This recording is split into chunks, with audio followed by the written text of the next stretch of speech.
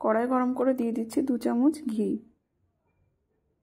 ঘিটা ভালো করে গলে গেলে দিয়ে দেব গ্রেট করে রাখা গাজর।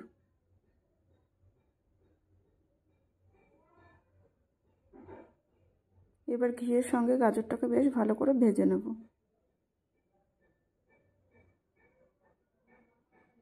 চার থেকে 5 মিনিট একটু ভালো করে ভেজে নিতে হবে।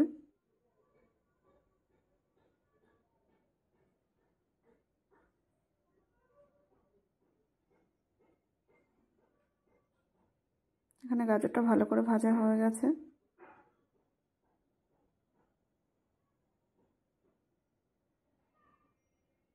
এবার এর মধ্যে দিয়ে দেব দুধ।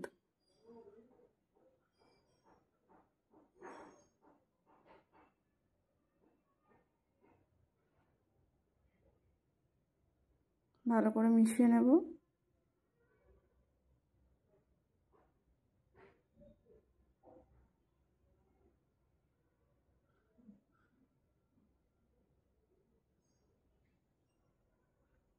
এবার ঢাকা দিয়ে দুধের সঙ্গে গাজরটাকে 8 থেকে 10 মিনিট আমি ভালো করে সেদ্ধ করে নেব।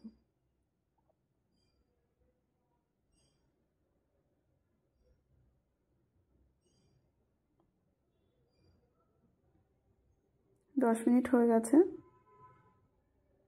এখানে গাজরগুলো অনেকটাই সেদ্ধ হয়ে গেছে। ভালো করে মিশিয়ে নেব।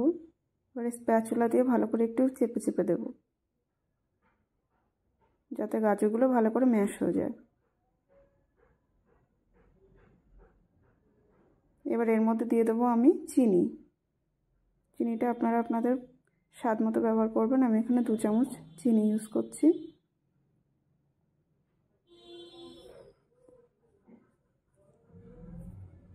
চিনিটাকেও ভালো করে মিশিয়ে নেব।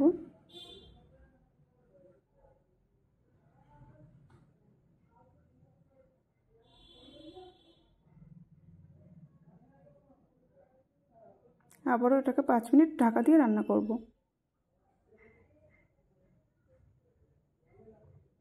5 মিনিট হয়ে গেছে। চিনি সম্পূর্ণ গলে গেছে। গাজরটাও বেশ ভালোভাবে সেদ্ধ হয়ে গেছে।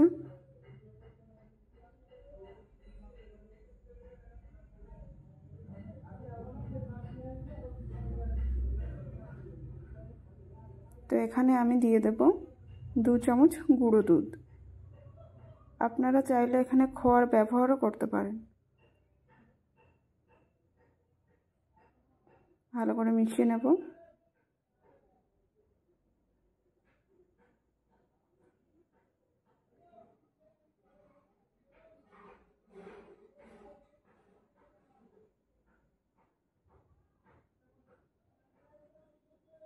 সুন্দর করে মিশিয়ে নিতে হবে। এবার এর মধ্যে দিয়ে দেব কুচনো আমন্ড আর কাজু বাদাম। আপনারা যে কোনো ড্রাই ফ্রুটই ব্যবহার করতে পারেন।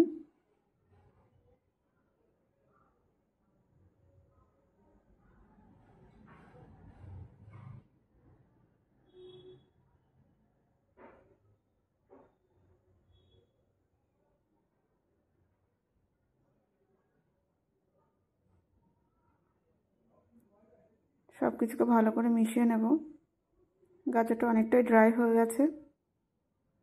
এবার এর মধ্যে দিয়ে দেবো আমি এলাচ গুঁড়ো, খুব সামান্য এলাচ গুঁড়ো।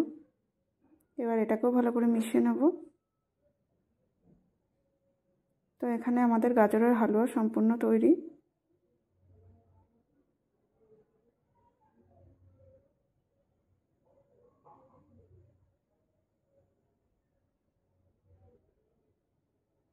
তো সব কিছুকে ভালো করে মিশিয়ে নিয়ে